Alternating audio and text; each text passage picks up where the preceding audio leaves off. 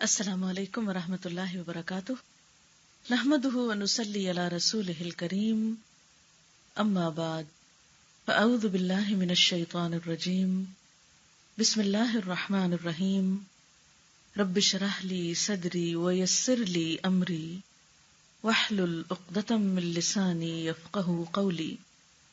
اللہ تعالیٰ کا لاکھ لاکھ شکر ہے جس نے ہمیں انسان بنایا۔ اس کا احسان ہے ہم پر کہ اس نے ہمیں مسلمان پیدا کیا۔ مسلمان بنانے کے بعد اس نے ہمیں صرف سوچ سمجھ سے ہی نہیں نوازا بلکہ اس کے ساتھ ساتھ بہترین رہنمائی بھی عطا کی، ایسی رہنمائی جس سے نہ صرف یہ کہ ہماری یہ زندگی خوبصورت ہو جائے، خوشحال ہو جائے، بلکہ اس کے ساتھ ساتھ ہماری اصل زندگی، ہمیشہ کی زندگی بھی پرسکون ہو جائے۔ چونکہ اللہ تعالیٰ ہمارا خالق ہے، وہ ہمیں ہم سے زیادہ جانتا ہے، بہتر جانتا ہے کہ ہماری ضروریات کیا ہیں۔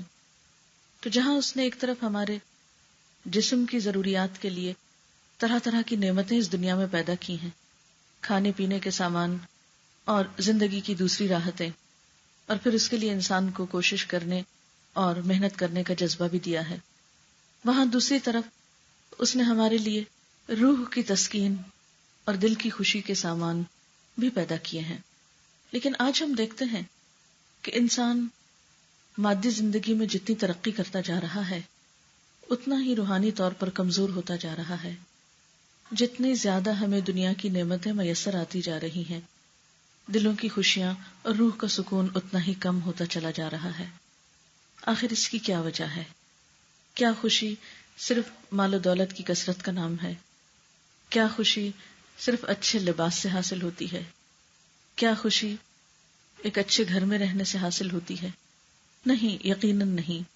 اس لیے کہ بہت سے لوگ جنہیں دنیا کی یہ ساری نعمتیں حاصل ہیں، سب کچھ ان کے پاس ہے، اس کے باوجود وہ خوش نہیں ہیں۔ دنیا میں ایک کثیر تعداد ان انسانوں کی ہے کہ جو سکون سے سو بھی نہیں سکتے، جو ذہنی طور پر پریشان حال ہیں۔ ایسے میں انسان کے لیے ضروری ہے کہ وہ اپنے خالق ہی سے پوچھے کہ اس کا علاج کس چیز میں ہے اور اسے اس دنیا میں بھی پرسکون رہنے کے لیے کیا کرنا چاہیے۔ بسا اوقات ہم ٹرینکولائزرز کے ذریعے یا ایسی دواؤں کے ذریعے اپنے آپ کو کام ڈاؤن کر لیتے ہیں، سلا دیتے ہیں، اپنے آپ کو بے حس کر دیتے ہیں کہ جس سے ہم کم سوچیں، کم پریشان ہوں، لیکن یہ کوئی مستقل حل نہیں ہے۔ ایسی کیفیت میں انسان دنیا کی نعمتوں سے صحیح طور پر مستفید نہیں ہو سکتا۔ تو آئیے دیکھتے ہیں وہ کون سی چیزیں ہیں، وہ کون سے کام ہیں، وہ کون سے طریقے ہیں جن کو اختیار کر کے ہم خوشی پا سکتے ہیں، سکون پا سکتے ہیں۔ جب ہم قرآن پاک پر غور کرتے ہیں، جو کہ اللہ تعالیٰ نے انسان کے لیے ایک رہنمائی کی کتاب بنا کر بھیجا ہے، ذالک الکتاب لا ریب فیہ ھدی للمتقین، اس کے ساتھ ایک معلم بھی بھیجا رسول اکرم صلی اللہ علیہ وسلم کو، جنہوں نے آ کر خوشی کا راز اور پرسکون زندگی کا گر انسانوں کو بتایا اس کتاب کے ذریعے اور اپنی عملی زندگی کے ذریعے۔ تو ہم دیکھتے ہیں کہ چند ایک چیزیں ہمارے سامنے آتی ہیں جن کو اپنا کر انسان پرسکون زندگی بسر کر سکتا ہے۔ اس میں سب سے پہلی چیز تو بذات خود ایمان ہے، اور ایمان ایسا ایمان جو زندہ ایمان ہو، محض ایک ریچول کے طور پر نہ ہو، صرف ایک پیدائشی ایمان نہ ہو، بلکہ شعور کے ساتھ، پورے احساس کے ساتھ، ہوش و حواس کے ساتھ ان تمام چیزوں کو ماننا جنہیں اللہ تعالیٰ نے ماننے کے لیے ضروری قرار دیا ہے۔ اور اس میں سب سے بڑھ کر خود اللہ سبحانہ و تعالیٰ کی ذات پر پورا ایمان اور یقین، اور اس بات کا ایمان اور یقین کہ وہ ذات ایسی ذات ہے، وہ رب ایسا رب ہے کہ جس کے ہاتھ میں زمین و آسمان کی بادشاہت ہے، اور وہ ہر چیز پر پوری قدرت رکھتا ہے، وہ بھروسے کے لائق ہے، وہ سب سے سچا ہے، اس کی بات سب سے زیادہ انصاف پر مبنی ہے۔ پھر اس کے بعد انسان کو جو چیز سکون دیتی ہے وہ فائدہ مند علم ہے۔ سیکھتے رہنا انسان کی زندگی میں خوشیوں کا سامان پیدا کرتا ہے۔ خواہ آپ زندگی کے کسی بھی موڑ پہ پہنچ جائیں، خواہ آپ بچے ہوں، آپ جوان ہوں، آپ بوڑھے ہوں، آپ مرد ہوں یا عورت ہوں، اگر آپ کا علم کے ساتھ کسی بھی طرح تعلق ہے تو آپ ایک پرسکون زندگی گزار سکتے ہیں۔ اس میں فارمل ایجوکیشن کے علاوہ عام روزمرہ زندگی میں مطالعے کی عادت، اچھی بکس کی ریڈنگ انسان کے لیے ایک بہترین دوست کا کام کرتی ہے۔ جس طرح انسان کو انسانوں سے خوشی ملتی ہے اگر انسان کے لیے واقعی انسانوں والا رول ادا کرے، تو اسی طرح اچھی کتابیں ہمیشہ انسان کو سکون بخشتی ہیں۔ اس کے لیے اگر ہم اپنی ایک عادت ڈال لیں کہ صبح کے وقت میں یا رات کے وقت میں یا دوپہر میں یا کسی نہ کسی وقت میں کسی بھی اچھی کتاب کے ساتھ ضرور تعلق رکھنا ہے۔ اب دیکھیے کہ پڑھنے کو بہت کچھ ملتا ہے، ریڈنگ کے لیے بہت کچھ اس وقت کتابیں موجود ہیں، لیکن ہر طرح کی کتابیں سکون نہیں بخشا کرتی۔ کچھ کتابیں تو ایسی ہوتی ہیں جو الٹا انسان کا سکون برباد کر دیتی ہیں۔ اس معاملے میں بھی سلیکشن بہت ضروری ہے، اسی لیے میں نے لفظ استعمال کیا ہے نفع مند علم، فائدہ مند علم، جو ہمیں دنیا میں کسی قسم کا فائدہ دے یا پھر آخرت کے اعتبار سے فائدہ مند ہو۔ کیونکہ کچھ کتابیں ایسی ہوتی ہیں جو وقتی طور پر تو ایک خوشی کا سبب بنتی ہیں یا ذہنی انٹرٹینمنٹ کا سبب بنتی ہیں، لیکن حقیقت میں انسان کے قلب و روح میں سکون کا سبب نہیں بنتی۔ اس لیے کتابوں کے انتخاب میں یہ بات ضروری ہے کہ ایسی چیز انسان کے سامنے ہو، وہ چیز پڑھے کہ جس سے اس کی زندگی میں ایک امنگ پیدا ہو، کچھ کرنے کا جذبہ پیدا ہو، اس کو زندگی میں ایک روشنی ملے، اس کی امید میں اضافہ ہو، مایوسی سے بچانے والی چیز ہو۔ اس لیے علم نافع جو ہے وہ دلوں کو کھولتا ہے، وہ دلوں کے غم کو دور کرتا ہے اور انسان کے بہت سے بوجھ کو بانٹ لیتا ہے۔ اس دنیا میں بہترین دوست کتاب ہے، یعنی بہترین دوست اگر کوئی ہو سکتا ہے تو وہ کتاب کا ساتھ ہے۔ کتاب ایسے وقت میں بھی انسان کے پاس ہوتی ہے جب انسانی دوست انسان کو چھوڑ جاتے ہیں یا اپنی مجبوریوں کی وجہ سے کام نہیں آ سکتے۔ یہ ایک خاموش ساتھی ہے کہ جس سے آپ جس وقت چاہیں فائدہ اٹھا سکتے ہیں۔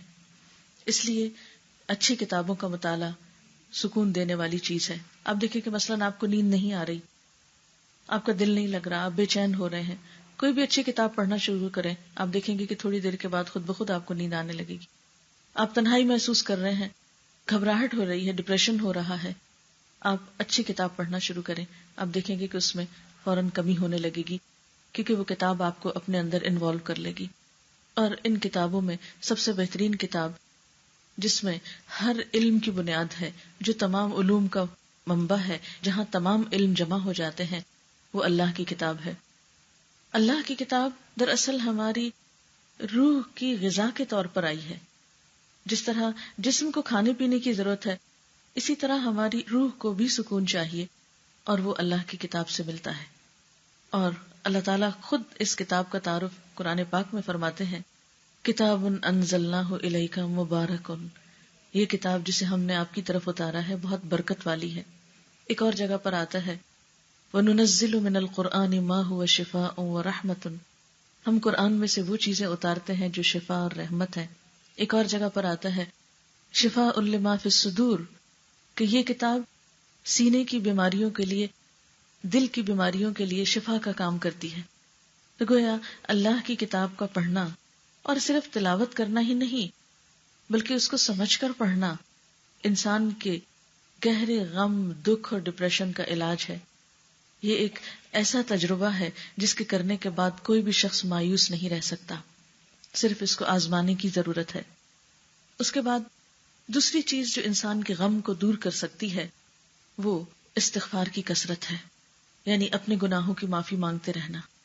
ہم انسان ہیں، کمزور ہیں، ہم سے خطائیں ہوتی ہیں، اللہ تعالیٰ کے حق میں بھی ہم سے کمی ہوتی ہے، اور بندوں کے حق میں تو نہ جانے کتنی دفعہ کمی ہوتی ہے۔ بعض اوقات ہم سے ایسی حرکتیں ہو جاتی ہیں کہ ہمیں احساس بھی نہیں ہوتا، اندازہ بھی نہیں ہوتا، اور دوسرا شخص اس سے دکھی ہو جاتا ہے۔ یہ ہم میں سے ہر ایک کا تجربہ ہے، اور ایسے میں جس شخص سے ہمیں تکلیف پہنچی ہوتی ہے اس کو جب احساس بھی نہیں ہوتا، ہم سے معافی کہاں مانگ سکتا ہے؟ یا اگر اسی طرح ہم کسی کے لیے دکھ اور تکلیف کا سبب بنے ہیں تو ہم بھی کسی سے معافی نہیں مانگتے۔ تو ایسے میں استغفار کی کثرت جو ہے وہ انسان کے گناہوں کو دھوتی ہے، انسان کی ایسے ہی غلطیوں کا ازالہ کرتی ہے، انسان کے دل سے بوجھ ہٹاتی ہے، اور انسان کو اللہ کے قریب کرتی ہے. اسی لیے حدیث پاک میں آتا ہے من لزم الاستغفار جعل اللہ لہ من کل ہم فرجا، جس نے استغفار کی پابندی کی اللہ تعالیٰ اس کے لیے ہر غم اور ہر فکر اور پریشانی سے نکلنے کا راستہ بنا دیں گے. نوح علیہ السلام نے اپنی قوم کو بھی اسی چیز کا وعدہ کیا تھا. فَقُلْتُ اسْتَغْفِرُوا رَبَّكُمْ إِنَّهُ كَانَ غَفَّارًا، میں نے اپنی قوم سے کہا کہ تم اپنے رب سے استغفار کرو، یقیناً وہ بہت معاف کرنے والا ہے. فائدہ تمہیں اس سے کیا ہوگا؟ یرسل السماء علیکم مدرارا، تمہارے لیے آسمان کو برسنے والا بنائے گا، یعنی خوب بارشیں برسیں گی، اور بارش جو ہے وہ اللہ کی رحمت کی علامت ہوتی ہے. اسی طرح وَيُمْدِدْكُمْ بِأَمْوَالٍ وَبَنِينَ، تمہیں مال اور بیٹوں سے نوازے گا. وَيَجْعَلْ لَكُمْ أَنْهَارًا، اور تمہارے لیے نہریں جاری کر دے گا. یعنی دنیا کی نعمتیں اور رحمتیں جو ہیں وہ کثرت استغفار سے آتی ہیں. جب کبھی دل میں کوئی دکھ، کوئی غم، کوئی ڈپریشن آنے لگے، فوراً استغفر اللہ شروع کر دیں. استغفر اللہ ربی من کل ذنب واتوب الیہ، اللہم اغفر لی ذنبی، اللہم اغفر لی. اور اگر عربی میں کوئی بھی نہیں آتی تو ہم اردو میں یا انگریزی میں اللہ تعالیٰ سے براہ راست اپنے گناہوں کی معافی مانگ سکتے ہیں کہ یا اللہ تو مجھے بخش دے، میری ان خطاؤں کو بھی جو مجھ سے ہو گئی انسان ہونے کے ناطے، ان غلطیوں کو بھی معاف کر دے کہ جو میں نے انجانے میں کی، ان گناہوں کو بھی معاف کر دے جو سب کے سامنے کیے، اور ان کو بھی معاف کر دے جو چھپ کر کیے. تو استغفار ایک ایسا علاج ہے انسان کے لیے قرآن و سنت کی روشنی میں کہ جو انسان کے بہت سے دکھوں، محرومیوں اور غموں کا مداوع ہو سکتا ہے. پھر اسی طرح استغفار کے علاوہ کوئی بھی اور ذکر، قرآن پاک میں اللہ تعالیٰ فرماتے ہیں الا بذکر اللہ تطمئن القلوب، سنو، خبردار رہو، اللہ کے ذکر سے دلوں کو اطمینان ملتا ہے، دلوں کو سکون ملتا ہے. بعض اوقات انسان جب بہت غم کی حالت میں ہوتا ہے تو ذکر کو بھی دل نہیں چاہتا. ایسے میں انسان اگر ہمت کر کے صرف اللہ اللہ ہی کو پکارنے لگے، یا سبحان اللہ و بحمدہ سبحان اللہ العظیم، اللہ اکبر، الحمدللہ، سبحان اللہ، لا الہ الا اللہ، کوئی بھی چیز جو انسان کے لیے پڑھنے میں آسان ہو، انسان اس سے فائدہ اٹھا سکتا ہے. لیکن ذکر کی کثرت جو ہے یہ انسان کے دل کو روشن کرتی ہے، انسان کے دلوں کے بوجھ کو اتارتی ہے. ایک اور چیز جو انسان کو فائدہ دیتی ہے وہ بندوں کے ساتھ احسان کرنا ہے، اور بغیر کسی فرق کے احسان کرنا، خواہ کوئی اپنا ہم مذہب ہو، ہم وطن ہو، یا ہم زبان ہو، یا ہم رنگ ہو یا نہ ہو. کوئی شخص کسی بھی دین کا ہو، کسی بھی مذہب کا ہو، کسی بھی رنگ صورت کا ہو، کسی بھی سٹیٹس کا ہو، کہیں کا بھی ہو، کوئی بھی انسان، اس کے ساتھ اچھائی برتنا، اس کے ساتھ احسان کرنا، اس کا بھلا کرنا، اس کے کام آنا، اس کی خیر خواہی سوچنا دلوں کو سکون بخشتا ہے. جب آپ کا دل سب انسانوں کے لیے محبت کرتا ہے، جب آپ کے دل میں ہر ایک کے لیے پیار ہے، جب آپ کے دل میں ہر ایک کے لیے خیر خواہی کا جذبہ ہے، تو یہ ایسی بہترین چیز ہے کہ جس کی اللہ تعالیٰ کے ہاں بہت قدر ہے، کیونکہ اللہ تعالیٰ اپنی مخلوق سے محبت کرتا ہے. اس لیے کسی بھی تعصب کے بغیر، کسی بھی فرق کے بغیر ہر انسان کے ساتھ خیر خواہی. عموماً ایسا ہوتا ہے کہ ہم یا تو اپنے خون کے رشتوں سے محبت کرتے ہیں، یا پھر اپنے دوستوں سے محبت کرتے ہیں، یا یہ کہ جو ہماری برادری یا خاندان یا زبان بولنے والا ہو اس سے محبت کرتے ہیں، یا اس کا بھلا چاہتے ہیں، یا اس کے لیے ہماری ہمدردیاں ہوتی ہیں. لیکن جب ایک انسان ان تمام چیزوں سے بالا ہو کے سوچتا ہے، کوئی کالا ہو یا گورا ہو، کوئی بھی زبان بولتا ہو، لیکن جب انسان اس کو اس نظر سے دیکھتا ہے کہ یہ میرے رب کی مخلوق ہے، اسے بھی میرے رب نے بنایا ہے، اور یہ بھی آدم کی اولاد میں سے ہے، اور اس رشتے میں مجھے اس کے ساتھ ہمدردی ہے، تو آپ دیکھیں گے کہ یہ چیز آپ کے دل کو سکون دے گی. ہوتا یہ ہے کہ بندوں کے ساتھ ہمارا معاملہ اسی طرح ہوتا ہے جیسی ہماری ان کے لیے سوچ ہوتی ہے. لوگ ہمیں ویسے ہی نظر آتے ہیں جیسے ہماری اپنی نگاہ ہوتی. آپ دیکھیے کہ مثلا اگر میں اینک اتار دوں تو اس سے کیا ہوگا کہ میری نگاہ کمزور ہے تو مجھے سب کی شکل صحیح نظر نہیں آئے گی، حقیقت پہ فرق پڑ جائے گا. آپ کچھ ہے، مجھے کچھ اور نظر آ رہا ہے، لیکن چشمہ لگانے سے وہ سچویشن بدل جاتی ہے. اسی طرح اگر یہ چشمہ کلرڈ ہو جائے تو رنگ بھی بدل جائیں گے. بالکل اسی طرح اندر کی نگاہ جو ہے، دل کی نگاہ جو ہے، یہ بھی اسی طرح رنگ بدلتی ہے. اگر آپ کے دل میں کسی کے لیے اچھائی ہے تو اس کی غلطی کو بھی آپ اچھائی سمجھیں گے. اس کی کوتاہی کو بھی آپ معاف کر سکیں گے. لیکن اگر اندر کوئی تعصب ہے، اندر کسی کے ساتھ نفرت اور ضد ہے، تو اس کی اچھی چیزوں پر بھی آپ خوش کبھی نہیں ہوں گے. اس لیے دل میں بندوں کے لیے، مخلوق کے لیے خیر خواہی کے جذبات پیدا کرنے کی ضرورت ہے. اور یہ کچھ مشکل کام نہیں. اگر کسی انسان کی کوئی بات بری بھی لگے تو انسان یہ سوچ لے کہ ہو سکتا ہے میرے اندر اس سے بھی زیادہ خامیاں ہوں. اگر کوئی شخص ایسی بات کر رہا ہے یا ایسا کام کر رہا ہے جو قابل نفرت ہے، تو انسان کو سوچ لینا چاہیے کہ ہو سکتا ہے کہ میرے اندر بھی کوئی ایسی چیز ہو جو اللہ تعالیٰ کو پسند نہ آتی ہو. اور اگر میری ایسی حرکتوں کے باوجود رب مجھے رزق دے رہا ہے، میرے ساتھ احسان کر رہا ہے، تو مجھے بھی اس کے بندوں کے ساتھ احسان کرنا ہے. اگر کسی نے میرے ساتھ کوئی غلط معاملہ کیا تو ایسے موقع پر بھی معاف کرنے میں دیر نہیں لگانی چاہیے. روایات میں آتا ہے، قرآن پاک میں سورۃ النور میں یہ واقعہ موجود ہے، واقعہ افک کے نام سے، کہ سیدہ عائشہ رضی اللہ تعالی عنہا پر ایک الزام لگا تھا. ان کو ایک صحابی صفوان بن معطل کے نام سے منسوب کیا گیا تھا کہ شاید ان کے ساتھ کوئی برے ریلیشنز ہیں. یہ بہت بڑی بات تھی آپ کی عزت پر. اور مدینہ کے کچھ منافق اس الزام تراشی میں آگے تھے. ان سے متاثر ہو کر کچھ مخلص مسلمان جو تھے وہ بھی اس پروپیگنڈے کا شکار ہو گئے. تو ایسے میں حضرت ابوبکر صدیق رضی اللہ تعالی عنہ کے وہ رشتہ دار بنتے تھے. آپ ان کی کفالت بھی کرتے تھے، ان کا وظیفہ مقرر کر رکھا تھا کیونکہ وہ ضرورت مند تھے. تو وہ شخص بھی حضرت عائشہ پر الزام لگانے والوں میں تھے. تو جب آپ کو پتا چلا، اللہ تعالیٰ نے وحی اتاری اور معاملے کی حقیقت کھلی، تو حضرت ابوبکر صدیق رضی اللہ تعالیٰ عنہ نے قسم کھا لی کہ میں آج کے بعد اس شخص کی مدد نہیں کروں گا، کیونکہ اس نے میرے احسان کا بدلہ یہ دیا ہے کہ میری ہی بیٹی پر الزام لگایا ہے. تو فوراً قرآن پاک میں آیت اتری کہ وَلَا يَأْتَلِ أُولُو الْفَضْلِ مِنْكُمْ وَالسَّعَةِ، کہ تم میں سے جو فضل اور وسعت والے لوگ ہیں وہ ایسی قسمیں نہ کھایا کریں کہ غریب مہاجر مسلمانوں کی مدد نہیں کریں گے. الا تحبون ان یغفر اللہ لکم، کیا تم نہیں پسند کرتے کہ اللہ تعالیٰ تم کو معاف کر دے؟ تو معاف کر دو. یعنی اس سے بڑا زخم کسی کو کیا لگ سکتا ہے کہ اس کی بیٹی پر کوئی جھوٹا الزام لگائے. اور انسان کو حق ہے کہ اس سے بدلہ لے، لیکن اللہ تعالیٰ کو پھر یہی پسند ہے کہ انسان دوسروں کی خطائیں معاف کر دے. کیونکہ دو ہی صورتیں ہوتی ہیں کسی بھی معاملے کے پیش آنے کے بعد، ایک یہ کہ انسان غلطی کرنے والے کو معاف کر دے، اور یہ کہ معاف نہیں کرے اور اپنے دل میں ہی بالے رکھے. اب آپ دیکھیں کہ اگر ہم پہلی صورت پر عمل کرتے ہیں کہ معاف کر دیتے ہیں تو اس سے ہمارا اپنا ہی دل ہلکا ہو جاتا ہے. دوسرے کو تو جو فائدہ ہوتا ہے سو ہوتا ہے، لیکن ہمیں خود بہت اس سے فائدہ ہوتا ہے. ایک اور دوسری شکل یہ ہے کہ ہم دوسرے کو معاف نہیں کریں، دل میں ہم غصہ بھرے رکھیں، غم پالے رکھیں، نفرت کے جذبات تازہ کیے رکھیں. کیونکہ ہوتا یہ کہ ہر چیز آہستہ سے بھولنے لگتی ہے، لیکن جب ہم دلوں میں گرہیں لگاتے ہیں تو پھر ہم کسی کا قصور معاف نہیں کرتے تو اس کو ہمیں تازہ کرنا پڑتا ہے، بار بار یاد دہانی کرانی پڑتی. اس سے ہم اپنے آپ کو خود ہی انگیج رکھتے ہیں اور ایسے میں ہمارا نقصان ہو جاتا ہے. تو اس لیے بہتر ہے کہ انسان دوسرے کو معاف کر دے. انسان کے اپنے ہی حق میں یہ بات بہتر ہے. پھر احسان کی شکل میں صرف کسی کی مالی مدد کرنا ہی نہیں ہوتا، بلکہ احسان میں انسان دوسرے کے ساتھ اچھا سلوک کرے، کسی کو مسکرا کر دیکھنا، کسی کے ساتھ بھلائی کا سلوک کرنا، کسی کے آگے بڑھ کر مدد کرنا. اور ہم دیکھتے ہیں کہ ہمارا دین ہمیں چھوٹے چھوٹے معاملات میں اچھے بول سکھاتا ہے.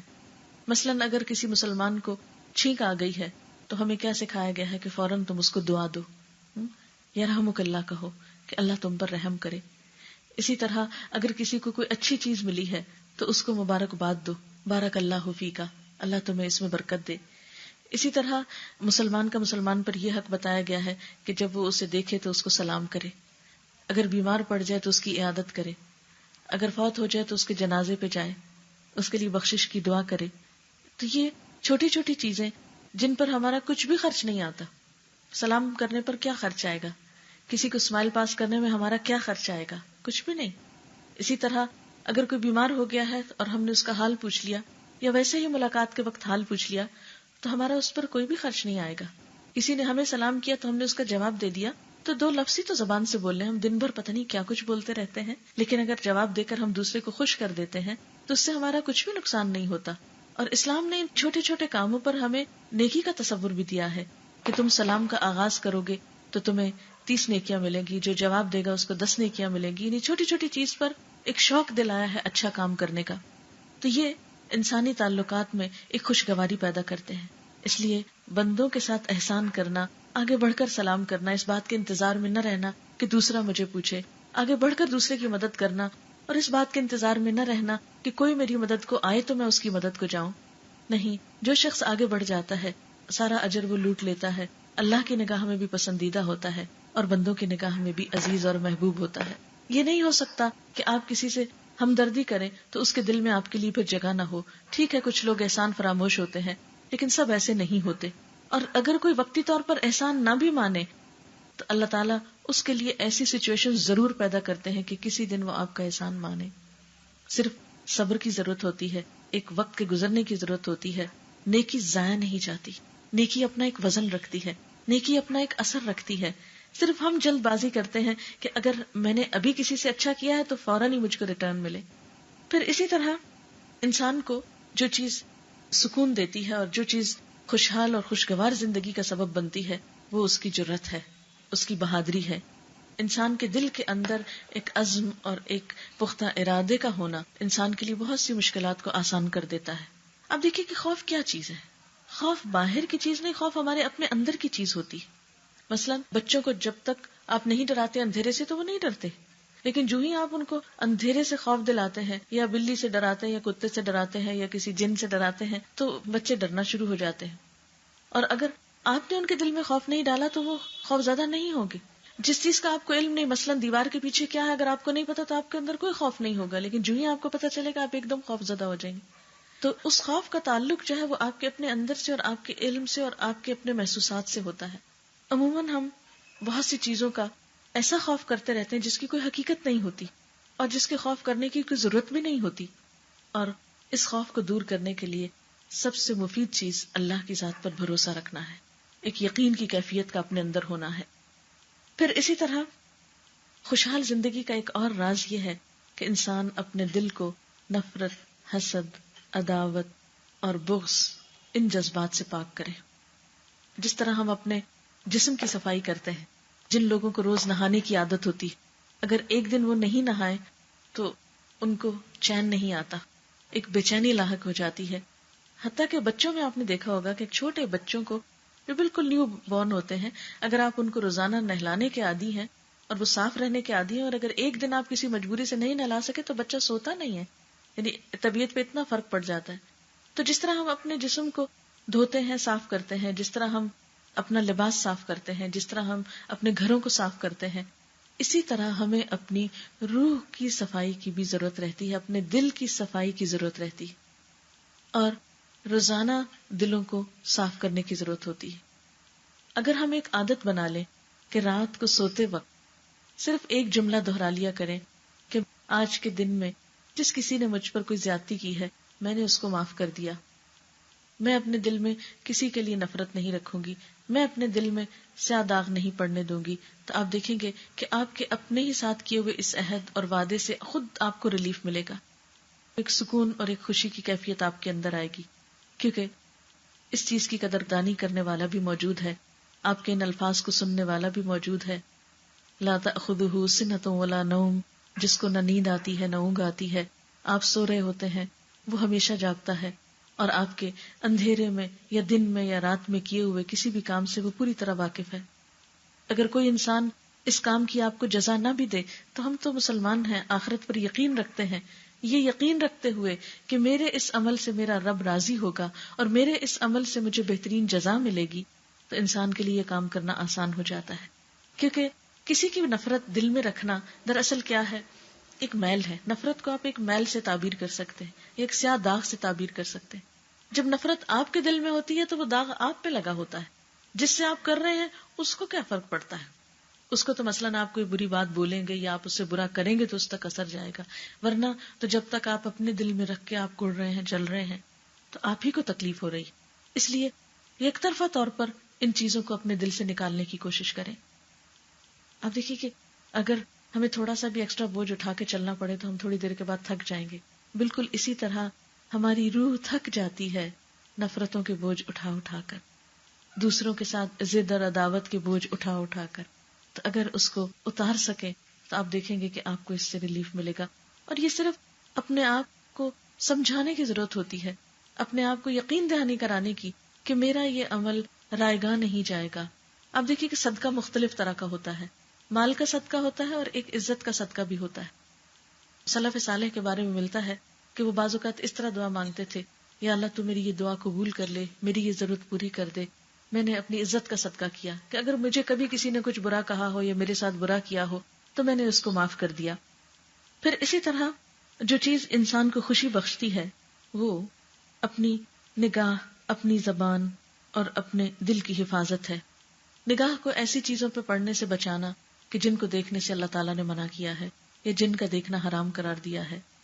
اسی طرح زبان کو ایسی گفتگو سے بچانا کہ جس گفتگو کو اللہ تعالیٰ نے ناپسند کیا ہے، مثلا جھوٹ ہے، چغلی ہے، غیبت ہے، بد زبانی ہے، بد کلامی ہے، گالی گلوچ ہے، ان چیزوں سے منع کیا گیا ہے اور ایک ایک لفظ لکھا جا رہا ہے۔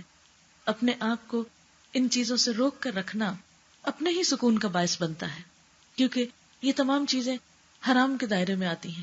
ہم بعض اوقات گندی چیزیں کھانا تو پسند نہیں کرتے، یعنی اگر ہمیں پتہ چل جائے کہ جو پانی ہم نے پیا ہے یا جو کھانا ہم کھا رہے ہیں اس میں کوئی جرمز ہے یا گندگی ہے تو ہم ایک دم تھوک دیں گے اس کو، لیکن اسی زبان پر غیبت جیسی حرام چیز رکھتے ہیں، اسی سے ادا کرتے ہیں۔ یعنی گفتگو میں بہت سا حرام جو ہے یا بہت سی گندگی جو ہے اس کو ہم نگلتے چلے جاتے ہیں، بولتے چلے جاتے ہیں اور اس کے لیے اپنے آپ کو روک نہیں سکتے۔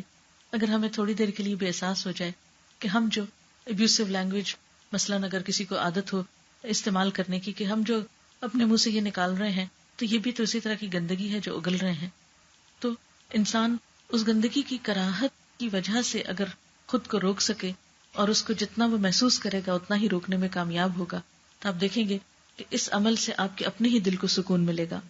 پھر اسی طرح ایک اور اہم چیز جو ہے انسانوں کی پریشانی کا باعث بنتی ہے وہ فراغت ہے۔ کہتے ہیں کہ خالی ذہن شیطان کا گھر ہوتا ہے۔ فراغت انسان کی بہت بڑی دشمن ہے اور فراغت کو بیکار کاموں سے پر نہیں کرنا چاہیے۔ انسان اپنی زندگی میں ایسے کام کرے کہ جس سے کسی انسان کا فائدہ ہو یا انسان کی اپنی آخرت کا فائدہ ہو، یعنی اپنے لیے ضرور ایسے کچھ نہ کچھ کام کرتے رہیں کہ جس سے کوئی تعمیری چیز سامنے آئے، کیونکہ اللہ تعالیٰ نے انسان کو عقل جیسی نعمت دی ہے، انسان کے اندر انرجی ہے، انسان کے اندر بہت سے اچھے جذبات ہیں، انسان کے اندر بہت اچھی سینسز ہیں، یہ سب چیزیں استعمال کرنے کے لیے اللہ تعالیٰ نے دی ہیں۔ جب ہم ان کو استعمال نہیں کرتے تو ان کو زنگ لگنے لگتا ہے، اور جب زنگ لگتا ہے تو ہمارے دلوں کو پریشانی ہوتی ہے اور ڈپریشن ہوتا ہے اور غم اور بے سکونی ہوتی ہے۔ اسی لیے آپ دیکھیں کہ جو لوگ مصروف رہتے ہیں، اور مصروفیت بھی ایسی نہیں کہ کسی بھی چیز میں مصروف ہو گئے، مصروفیت ایسی کہ جو بہت پروڈکٹیو ہو، بہت اچھی ہو، مفید ہو، دوسروں کے لیے فائدہ مند ہو یا اپنی ذات کے لیے فائدہ مند ہو، تو آپ دیکھیں گے کہ ایسے لوگ پریشانی میں کم مبتلا ہوتے ہیں۔ اور خصوصی طور پر مصروفیت کے لیے ایسے کاموں کو کرنے کی ضرورت ہے کہ جس سے انسانیت کا بھلا ہو اور جس سے اللہ تعالیٰ کی رضا انسان کو حاصل ہوتی ہو۔ پھر اسی طرح قناعت بہت بہترین نعمت ہے۔ قناعت کا مطلب کیا ہے کہ جو کچھ انسان کو ملا ہے اس پر راضی ہونا سیکھے۔ جب انسان کے اندر قناعت نہیں ہوتی تو انسان کے اندر کبھی بھی چین اور سکون آ نہیں سکتا۔ قناعت کا نہ ہونا انسان کو ہر وقت بے چین رکھتا ہے۔ اگر کسی بھی انسان کی سوچ یہ ہے کہ فلاں کے پاس تو وہ چیز آ گئی، میرے پاس کیوں نہیں، فلاں کا ایسا گھر بن گیا تو میرا ابھی کیوں نہیں بنا، فلاں کے بچے اتنی ڈگری لے گئے تو میرے بچے ابھی تک کیوں پیچھے ہیں، فلاں کے بچے کی شادی ہو گئی ہے تو میرے بچے کی شادی ابھی تک کیوں نہیں ہوئی، وغیرہ وغیرہ، چھوٹی چھوٹی ایسی بہت سی چیزیں ہوتی ہیں کہ جن کے بارے میں ہم سوچ سوچ کے بے چین رہتے ہیں، پریشان ہوتے ہیں، لیکن حاصل تو کچھ نہیں ہوتا، کیونکہ جو کام جس وقت ہونا ہے اسی وقت ہونا ہے۔ کوشش کرنے کے بعد انسان کو مطمئن ہونے کی کوشش کرنی چاہیے، یعنی عملی کوشش کے بعد مطمئن ہونا چاہیے، نہ کہ بے چین، کیونکہ بے چینی کبھی بھی کسی چیز کی اصلاح کا ذریعہ نہیں بنتی، بے چینی مسائل کا حل نہیں ہے، بے چینی سے اور غم کھانے سے کبھی بھی کوئی مسئلہ حل نہیں ہو سکتا، بلکہ یہ بے چینی اور غم ہماری انرجی کو کھاتا ہے، ہماری صلاحیتوں کو نقصان دیتا ہے، اور جو ہماری انرجیز کمزور ہوتی ہیں انسان کچھ بھی اچھا کام کرنے کے قابل نہیں رہتا۔ پھر اسی طرح آج کی فکر کرنا، پچھلے کل اور اگلے کل کے لیے پریشان نہ ہونا، یہ زندگی گزارنے کا ایک خوبصورت طریقہ ہے۔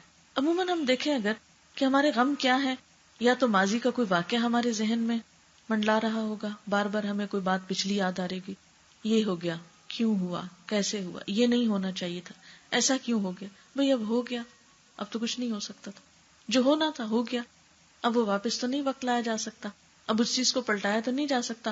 ہاں یہ اس وقت سوچ سکتے ہیں کہ آئندہ ایسا نہ ہو، اس راستے کو بند کیا جائے جہاں سے یہ چیز ہو گئی، لیکن جو ہو چکا اس کا غم بالکل ایک بیکار چیز ہے.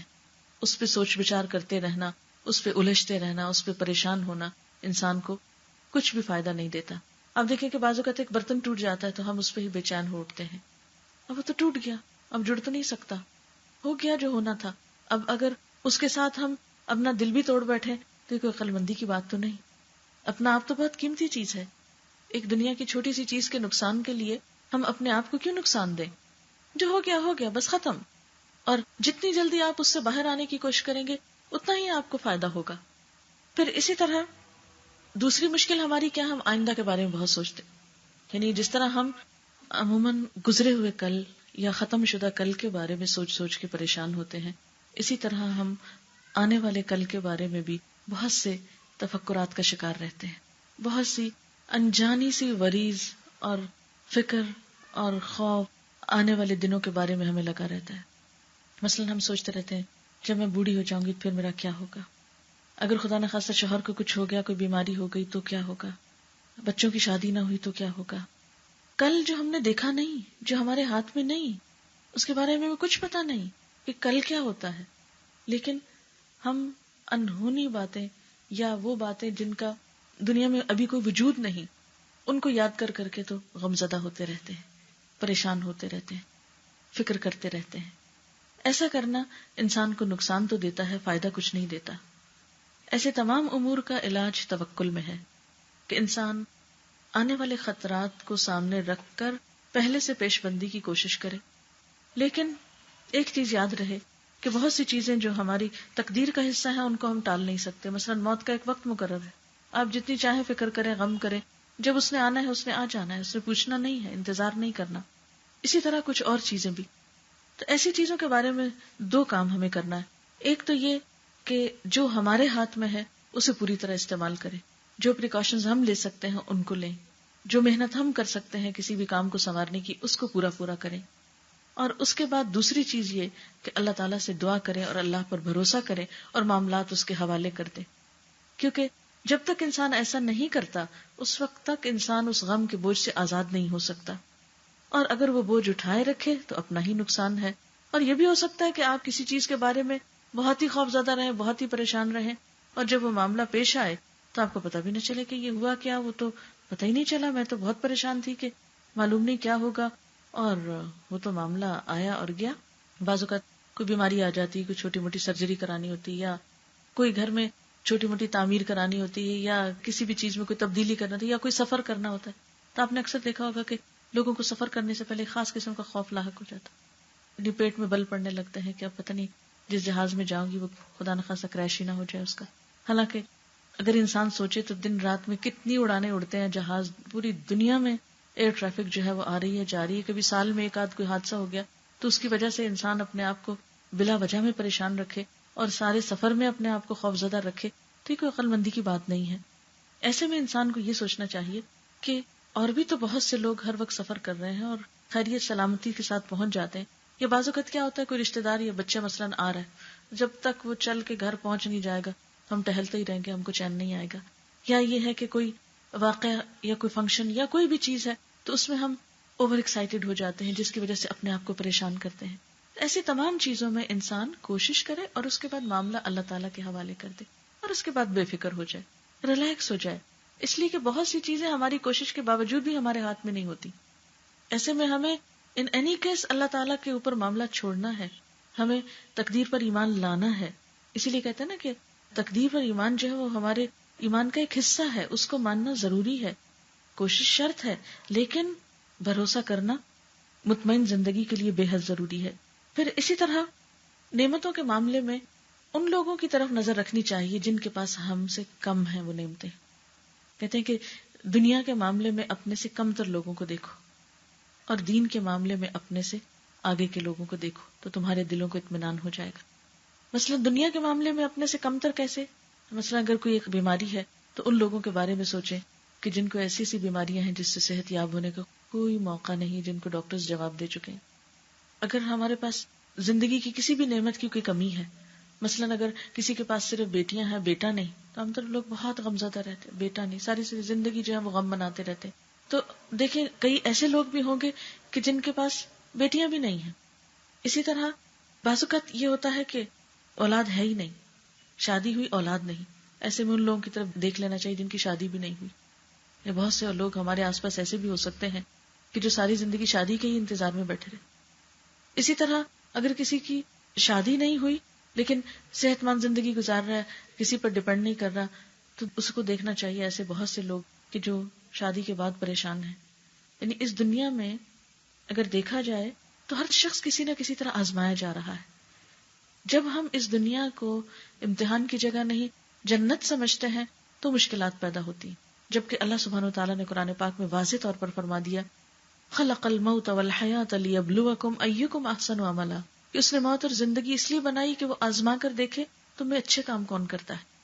ہمیں جو کچھ بھی ملا ہے، نعمتیں ملی ہیں یا غم ملے، یہ سب ہمارے امتحان کے ہی پرچے ہیں مختلف. کوئی اچھائی میں آزمایا جا رہا ہے، نعمت دے کے آزمایا جا رہا ہے، کوئی پریشان کر کے آزمایا جا رہا ہے، کوئی بیماری سے آزمایا جا رہا ہے، کوئی اولاد سے آزمایا جا رہا ہے، کوئی شوہر سے آزمایا جا رہا ہے، کوئی مال کی وجہ سے کاروبار میں نقصان سے آزمایا جا رہا ہے. یہ دنیا ہر شخص کے لیے کسی نہ کسی طرح ایک امتحان ہے. کوئی شخص آپ کو ایسا نہیں ملے گا، ہاں کوئی بادشاہ ہو یا فقیر ہو، کہ جس کی زندگی میں کوئی امتحان نہ ہو یا جس کی زندگی میں کوئی پریشانی نہ ہو. ایسے میں انسان ہمیشہ ان لوگوں کی طرف نظر ڈالے کہ جو اس تکلیف میں اس سے بھی زیادہ مبتلا ہے. پھر اسی طرح ایک اور اہم اصول یہ ہے کہ انسان دوسروں سے توقعات کم رکھے. انسان کو پریشانی اس وقت زیادہ ہوتی ہے جب اس کی توقع دوسرے سے بہت ہوتی ہے. عام طور پر ہم دیکھتے ہیں کہ بچے ماں باپ سے بہت توقع رکھتے ہیں یا ماں باپ بچوں سے بہت توقع رکھتے ہیں، جس کی وجہ سے جب وہ ایک دوسرے کی پوری نہیں کرتے تو آپس میں کلیشز ہوتے ہیں. مثلا ماں باپ بچوں سے توقع رکھتے ہیں کہ وہ فلاں ڈگری ضرور حاصل کریں. مثلا بہت سے لوگوں کو اگر خود ڈاکٹر بننے کا شوق تھا، نہیں بن سکے، تو وہ چاہتے ہیں کہ بچوں میں سے تو ضروری کوئی بن جائے. اور بعض اوقات ہم اپنے شوق بچوں پہ پورے کرنے کے لیے ان کو ناروا بوجھ تلے ڈال دیتے ہیں، ان کی زندگی حرام کر دیتے ہیں، ان سے ایسے کام لیتے ہیں کہ جس کے وہ اہل نہیں ہوتے. پھر جب وہ ان کو نبھا نہیں پاتے اور خود پریشان ہوتے تو ہم کو پریشان کرتے ہیں. اسی طرح بچے عام طور پر شکوے شکایت کرتے رہتے ہیں اپنے والدین سے کہ انہیں ان سے بہت سی توقعات تھی جو انہوں نے پوری نہیں کی، وہ ان کی توقعات پہ پورا نہیں اترے. شوہر اور بیوی کے درمیان جو بھی جھگڑے اگر دیکھا جائے تو ان میں سے 90% جو ہے وہ صرف توقعات کی وجہ سے. بیوی ایکسپیکٹ کرتی ہے شوہر سے کہ وہ اپنی محبت کا اظہار کرے، شوہر بیوی سے کچھ ایکسپیکٹیشنز رکھے ہوئے ہے، دونوں ہی ایک دوسرے کی توقعات پوری نہیں کرتے اور محض انتظار کرتے ہیں کہ دوسرا پہل کرے. پھر یہ کہ انسان ہے، کمزور ہے، جب وہ پوری نہیں کر سکتا پھر ہمارے دل میں شکوہ پیدا ہوتا ہے. پھر ہم شکوہ کرتے نہیں تو اس کو دل میں رکھتے، پھر اس سے غم پیدا ہوتا ہے اور اس سے تعلقات میں ایک کولڈنس آ جاتی ہے، ایک سرد مہری آ جاتی ہے. اور شیطان کا تو کام ہی کیا ہے کہ تھوڑا سا ایسا موقع اس کو ملے، وہ وسوسے پیدا کر کر کے اس رائی کو پہاڑ بنا دے اور زندگی کو دشوار کر دے. تو ایسی صورت میں یہ بہت ضروری ہے کہ انسان دوسرے انسانوں سے ان کی حیثیت کے مطابق ہی توقع رکھے. یہ تو بالکل ایسے نہیں جیسے اگر ایک شخص کے پاس 1000 روپے ہیں تو آپ توقع رکھ بیٹھیں کہ وہ لاکھ سے آپ کی مدد کرے. وہ کیسے کرے؟ اس کے پاس ہے ہی 1000. تو ہم میں سے ہر شخص کی لمٹس ہیں. اور عموماً ہوتا کیا ہے، اگر کوئی ہم سے اچھی طرح پیش آ گیا یا کسی نے ہم سے تھوڑی سی ہمدردی کر لی، ہم اس سے اب اتنی توقع رکھ بیٹھتے ہیں کہ شاید اس کے پاس کوئی جادو کی چھڑی اور سارے ہمارے مسائل حل کر دے گا.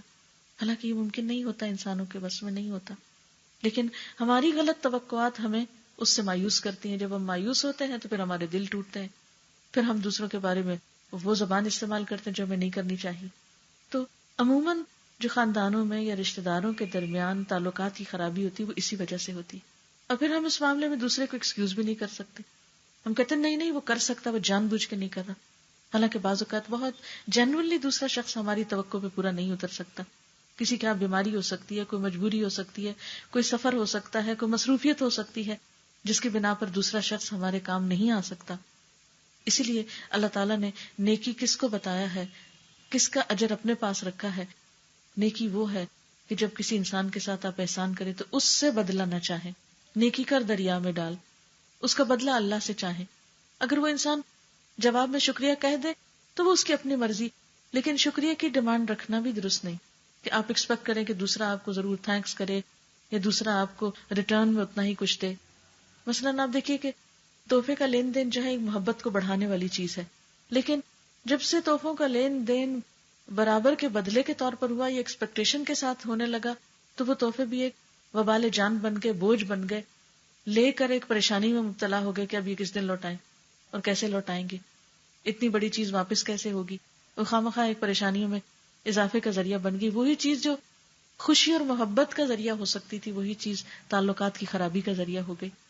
پھر اسی طرح زندگی میں جب کوئی غم آئے تو اس کا کمپیریزن کریں ان خوشیوں سے جو اب تک آپ دیکھ چکے.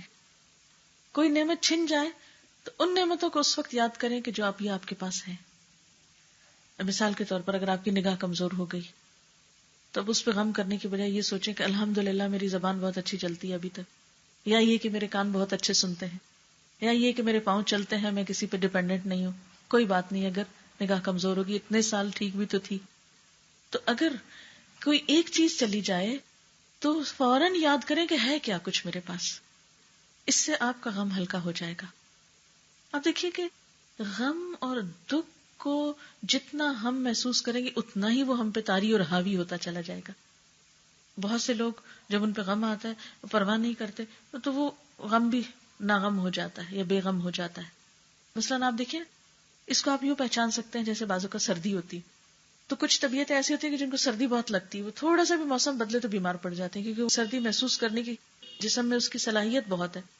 اسی طرح کچھ لوگ بہت زیادہ اپنے آپ کو سینسیٹیو بنا دیتے ہیں، چھوٹی سی بات کو اتنا زیادہ محسوس کر لیتے ہیں کہ بیمار پڑ جاتے ہیں. تو یہ جو اوور سینسیٹیو ہونا ہے یہ کوئی خوبی نہیں ہے، یہ اپنے ہی حق میں نقصان دہ ہے. اللہ تعالیٰ نے ہمیں سینسز دی ہیں محض اپنی ذات کے لیے سینسیٹیو ہونے کے لیے نہیں، وہ سینسز دی ہیں کہ ہم کوئی اچھے تعمیری کام کریں، اپنے آپ کو کسی کام میں لگائیں.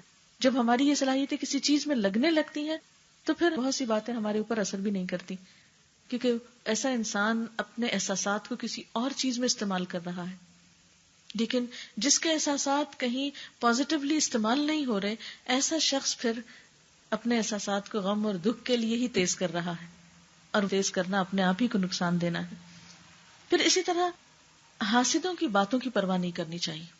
ایک اور اہم زندگی میں اصول بنا لیں کہ جو لوگ آپ کی کسی نعمت سے حسد کرتے ہیں ان کی تنقید کی پرواہ نہیں کریں.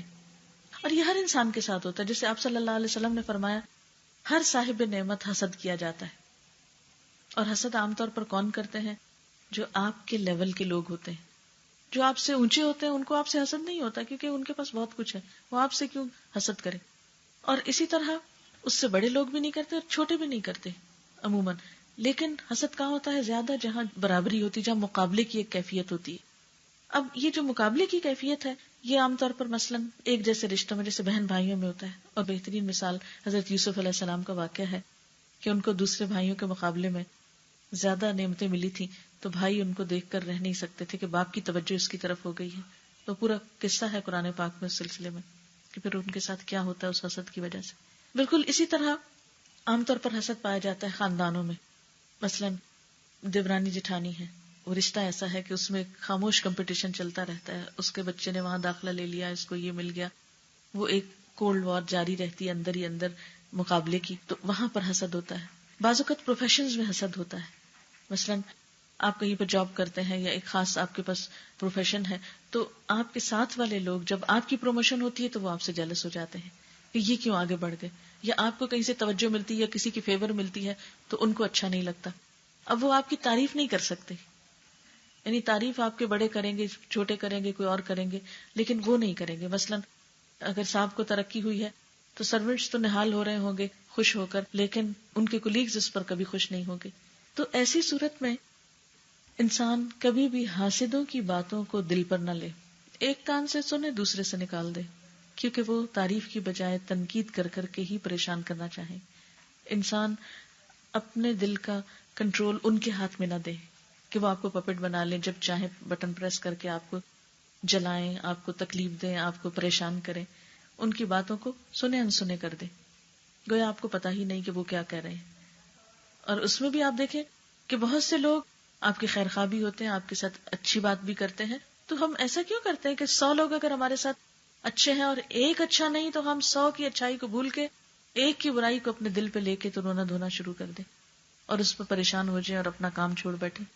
ایسے میں جب بھی کسی کی طرف سے کوئی مخالفت سامنے آئے، کوئی مقابلے کی کیفیت سامنے آئے، کوئی ناروا قسم کی باتیں آپ کے اوپر ہوں، کوئی الزام تراشی ہو، تو فوراً سوچئے کہ یہ شخص ہے کون جو ایسا کر رہا ہے. اور اگر وہ ان لوگوں میں سے ہے جو آپ سے حسد کرنے والے ہیں تو اس کو معاف کر دیجئے، کیونکہ اس کی مجبوری ہے یہ، اور اس سے آپ مطمئن ہو جائیں گے، ریلیکس ہو جائیں گے۔ پھر اسی طرح پرسکون اور مطمئن رہنے کا ایک اور راز یہ ہے کہ انسان آج کا کام کل پہ نہ ڈالے، جو آج کی ذمہ داری ہے وہ آج پوری کر لے۔ مثلاً آپ خواتین اگر گھر میں کچھ کام ہے، کچن میں کام ہے، تو اگر کوئی بھی چیز رات کو ادھوری چھوڑ کے سوتے ہیں، مثلاً برتن ہی چھوڑ کے سو گئے، یا کوئی بھی مثلا ٹیبل پہ ہی برتن رہ گئے، یا کچھ اٹھوائے نہیں، کیا نہیں کام، تو اس سے کیا ہوگا، وہ دل پہ ایک بوجھ ہوگا۔ آپ سوئیں گے بھی تو خواب میں آپ کو کیا آئے گا، وہ کام رکھا ہوا ہے، تو وہ ایک مستقل طور پر کام کی وہ جو پنچ ہوتی ہے وہ پیچھے رہتی ہے۔ اس لیے کوشش کریں کہ تھوڑی سی تکلیف اٹھا کر اس کو ختم کرنے کی کوشش کریں تاکہ آپ پرسکون نیند سو سکیں۔ اسی طرح جو لوگ جابس کرتے ہیں، کام کرتے ہیں، تو ان کے اوپر کچھ اور ایکسٹرا ورک ہوتا ہے، اگر وہ اس دن ختم نہیں کرتے، ٹیلی فون پہ لمبی باتیں ہو رہی ہیں، کہیں اور جا کے وقت ضائع کر دیا اور آج کا کام کل پہ ڈال دیا، تو یہ بھی انسان کے دل پر ایک بہت بوجھ کا سبب ہوتا ہے۔ تو ایسے میں انسان اپنے ساتھ کچھ اصول ایسے بنائے کہ اپنے کاموں کو بہت لمبا نہیں جانے دے تاکہ وہ بوجھ تلے نہ دبے۔ پھر اسی طرح اپنی پرائرٹیز مقرر کریں کہ میرے لیے زیادہ امپورٹنٹ کیا چیز ہے، کیونکہ بسا اوقات انسان کے سامنے بہت سارے کام ہوتے ہیں، اور جب ان میں سے اس کو یہ نہیں پتا چلتا کہ پہلے کون سا کرنا ہے اور بعد میں کون سا کرنا ہے، اور کون سا اس وقت میں ہو جانا چاہیے اور کون سا بعد میں بھی ہو سکتا ہے، تو ایسی صورت میں بھی انسان کو بہت سی پریشانیوں کا سامنا ہوتا ہے۔ مثلا بچے اسکول میں ہیں، ایک طرف گھر کی صفائی کرنا ہے، دوسری طرف کھانا پکانا ہے۔ اب آپ ان میں دو کاموں میں یہ سوچیں گے کہ اچھا پہلے میں کون سا کروں، اگر تو بچوں کے آنے میں بہت وقت ہے اور صفائی پہلے ہو سکتی ہے تو کھانا بعد میں بنا لے، لیکن اگر آپ نے کھانے کو ڈیلے کیا اور بچوں کے آنے کا وقت ہو گیا اور آپ پورا گھر ہی چمکاتے رہے، یا ہسبینڈ کے آنے کا ٹائم ہو گیا اور کھانا نہیں لگا، تو آپ دیکھیں گے کہ لڑائی جھگڑا اور فساد ہو سکتا ہے۔ وہ آپ کے چمکے ہوئے گھر کو بالکل نہیں دیکھیں گے اور نہ ہی اپریشیٹ کریں گے۔ اس وقت ان کو کھانا چاہیے اور کھانا آپ نے بنایا نہیں یا بنوایا نہیں، تو اس میں شدید لڑائی جھگڑے کی کیفیت ہو سکتی ہے۔ تو بعض اوقات ہم کم اہم یا غیر اہم کام کرتے رہتے ہیں اور اہم کاموں کو چھوڑ دیتے ہیں، جس کے نتیجے میں پریشانیاں دیکھنی پڑتی ہیں۔ پھر اسی طرح انسان کو اپنی نعمتوں کا ذکر کرتے رہنا چاہیے، یعنی اپنے آپ سے بھی دہراتے رہنا چاہیے۔ نعمتوں کا ذکر، الحمدللہ، اللہ تیرا شکر ہے تو نے مجھے بچے دی، اللہ تیرا شکر ہے تو نے مجھے اچھی صحت دی۔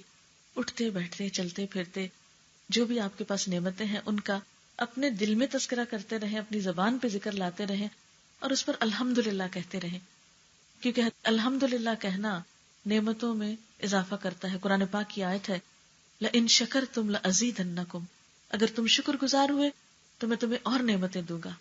تو اللہ تعالیٰ کو یہ بات پسند آتی ہے کہ بندہ اس کی نعمتوں کو یاد کرے اور اس پر شکر گزاری کا رویہ اختیار کرے۔ پھر اسی طرح اہم چیزوں میں سے ایک اہم چیز یہ ہے کہ انسان یہ ہمیشہ یاد رکھے کہ تنگی کے ساتھ آسانی بھی ہے، بہت سی مشکلات کے ساتھ آسانی ملتی ہے۔ یہ ایسا ہی ہے کہ جیسے ایک بچے کی پیدائش میں ایک ماں کو کتنی تکلیف سے گزرنا پڑتا ہے اور اس کے ساتھ اس کو خوشی بھی نصیب ہوتی ہے۔ اگر کوئی یہ کہے کہ نہیں میں یہ تکلیف نہیں اٹھا سکتا، ہاں ایک بچہ مجھ کو چاہیے، تو آپ دیکھیں گے کہ جو بچہ اڈاپٹ کیا جاتا ہے اور جو بچہ خود پیدا کیا جاتا ہے، اس کی محبت میں اور اس کے ساتھ ایسوسیشن میں ایک بہت بڑا فرق ہوتا ہے، اس کے ساتھ تعلق میں ایک بہت قابل ذکر فرق ہوتا ہے۔ پھر اسی طرح ایک اہم بات یہ ہے کہ انسان دوسروں کے سامنے شکوے شکایات بہت نہ کرے۔ مثلا کسی سے شکایت ہو گئی ہے تو اس کو زیادہ نہ دہرائیں، اس سے تعلقات میں مزید خرابی ہوگی اور وہ خرابی اور پریشانی کا باعث بنے گی، خصوصاً قریبی رشتوں میں کہ جن کے ساتھ آپ کو رہنا ہی ہے۔ مثلا جن تعلقات کے ساتھ ہمیں نبھانا ہی ہے، مثلا بہن بھائی ہیں، شوہر ہے، بچے ہیں، تو پھر معاف کر کے اور شکوے ختم کر کے نبھائیں تو زیادہ اچھا ہے، کیونکہ کچھ رشتے جن کو آپ کاٹ نہیں سکتے، آپ ان کو ختم کر ہی نہیں سکتے، تو ایسے میں اگر ہم ان کو نبھانا سیکھ جائیں تو وہ کہیں زیادہ بہتر ہے بنسبت اس کے کہ ایک بوجھ کی طرح ان کو لے کر پھریں۔ یعنی ناراضگی کے ساتھ رہنے میں اور دوسروں کو معاف کر کے راضی ہو کر رہنے میں بہت بڑا فرق ہے۔ ایک چیز انسان کے لیے تکلیف کا سبب بنتی ہے اور دوسری اس کے لیے سکون کا سبب بنتی ہے۔ پھر اسی طرح ایک اور چیز یہ کہ بہت سی چیزوں پر صبر انسان کے لیے بہت بہترین نعمت کے حصول کا ذریعہ بنتا ہے۔ چھوٹی چھوٹی تکلیفوں پہ صبر، اور صبر کیا ہے؟ نیگیٹو ری ایکشن سے بچنا۔ کسی دکھ پر کسی نے کوئی بات کہہ دی مثلاً کسی نے آپ کے ساتھ بدتمیزی سے بات کی تو اب آپ کا ریئیکشن کیا ہوگا کہ آپ اس سے بڑھ کے جب تک نہیں کریں گے تو چین نہیں آئے گا. اور صبر کیا ہے کہ انسان جیسے کڑوی دوا کھاتا ہے اسے تھوڑا سا پی جائے. تو آپ دیکھیں گے کہ یہ صبر آپ کے لیے آپ کی عزت میں بھی اضافہ کرے گا اور آپ کے تعلقات کو بہتر بھی بنائے گا. لیکن اس وقت اگر ہم اپنے غصے کا ایک دم اظہار تو کر دیتے ہیں, دل تو فوراً ٹھنڈا کر دیتے ہیں, لیکن اس کے جو کانسیکوینسز ہوتے ہیں وہ طویل عرصے تک ہمیں بھگتنے پڑتے ہیں اور اس سے پریشانی میں مزید اضافہ ہی ہوتا چلا جاتا ہے. پھر اسی طرح کچھ اوقات اپنی تنہائی کے بھی ضرور نکالیں جس میں آپ کے پاس کوئی نہ ہو, جس میں آپ ہوں اور آپ کا رب ہو, اور آپ کی براہ راست اپنے رب سے, اپنے خالق سے باتیں ہوں. کیونکہ اللہ تعالیٰ کے ساتھ تعلق ایک بہت خوبصورت تعلق ہے, اور اس تعلق میں بھی باہم کمیونیکیشن چاہیے, کیونکہ جس تعلق میں کمیونیکیشن نہیں رہتا وہاں پر وہ تعلق نہ ہونے کے برابر ہوتا ہے. جیسے اگر اپنے عزیز بہن بھائیوں سے بھی آپ کا کوئی تعلق نہ ہو تو وہ بھی اجنبی ہو جائیں گے آپ کے لیے. تو اللہ تعالیٰ سے آپ کا جو تعلق ہے, ایک تو ٹھیک ہے ریچولز کے ذریعے, نماز کے ذریعے اور ذکر وغیرہ کے ذریعے, لیکن ایک یہ ہے کہ تنہائی میں اللہ تعالیٰ کو یاد کر کے بعض اوقات رونا. کہتے ہیں کہ اس آنکھ پر جہنم کی آگ حرام ہے کہ جس آنکھ سے اللہ کی یاد میں تنہائی میں آنسو نکلا ہو. انسان اللہ کو یاد کرے اور اس کے آنسو نکل آئے, اپنے غم اپنے دکھ بیٹھ کے اللہ تعالیٰ کو سنائے, اس سے گفتگو کیا کریں, اس سے بات کیا کریں, اس سے مانگا کریں, اس سے اپنے قریب پایا کریں, اس سے سرگوشیاں کیا کریں. تو آپ دیکھیں گے کہ اس سے بھی آپ کے غموں کا بہترین طریقے سے مداوع ہوگا. اور آخری بات یہ ہے کہ دعا کی کثرت.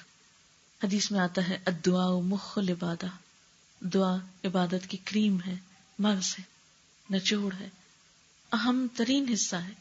تمام عبادات کا اہم ترین حصہ دعا ہے. نماز تو ہے ہی دعا, پریئر کہتے ہیں اس کو.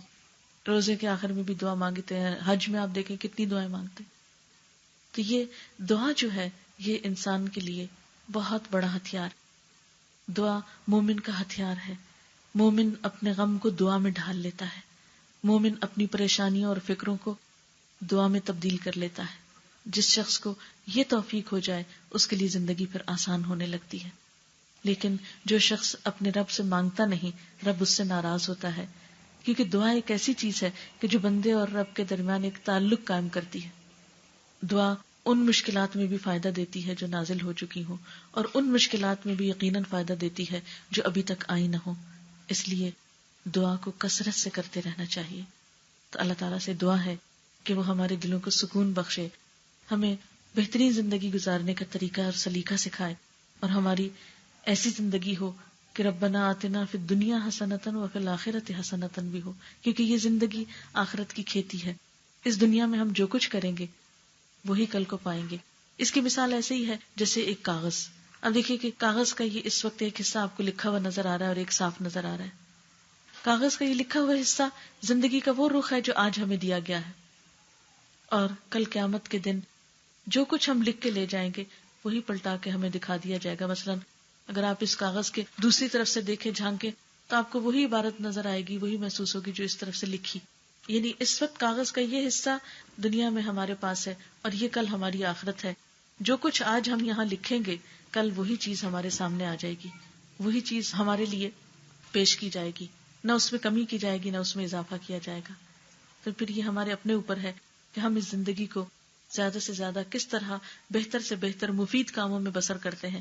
اور زندگی کو مفید کام میں وہی لوگ گزار سکتے ہیں کہ جو اپنے آپ کو غم, غصے اور نیگیٹو قسم کے جذبات سے آزاد کر سکیں. کیونکہ یہ ساری چیزیں انسان کو غلام بنا لیتی ہیں, انسان کو جکڑ لیتی ہیں, انسان کو قید کر دیتی ہیں, انسان کے اندر کی صلاحیتوں کو ختم کر دیتی ہیں. لہٰذا اگر ہم یہ چاہتے ہیں کہ ہم اپنے آپ کو فائدہ پہنچائیں تو اس کے لیے ہمیں اپنے لیے خود سٹرگل کرنی ہوگی. ورنہ بہت سے غم اور لوگوں کے دیے ہوئے نقصان, لوگوں کی دی ہوئی تکلیفیں اگر انسان پر حاوی ہو جائیں تو انسان کچھ بھی کرنے کے قابل نہیں رہتا. تو اللہ تعالیٰ سے دعا ہے کہ اللہ تعالیٰ ہمیں اس دنیا میں رہ کر ایسے اچھے کاموں کی توفیق دے کہ جو کل کی پائیدار زندگی میں ہمیشہ کے لیے خوشیوں کا سبب بن جائے. وآخر دعوانا ان الحمدللہ رب العالمین. دعا کر لیتے ہیں. سبحان اللہ والحمد للہ ولا الہ الا اللہ واللہ اکبر ولا حول ولا قوة الا باللہ العلی العظیم. اللہم صل علی محمد وعلی آل محمد کما صلیت علی ابراہیم وعلى آل إبراهيم إنك حميد مجيد. اللهم بارك على محمد وعلى آل محمد كما باركت على إبراهيم وعلى آل إبراهيم إنك حميد مجيد. ربنا آتنا في الدنيا حسنة وفي الآخرة حسنة وقنا عذاب النار.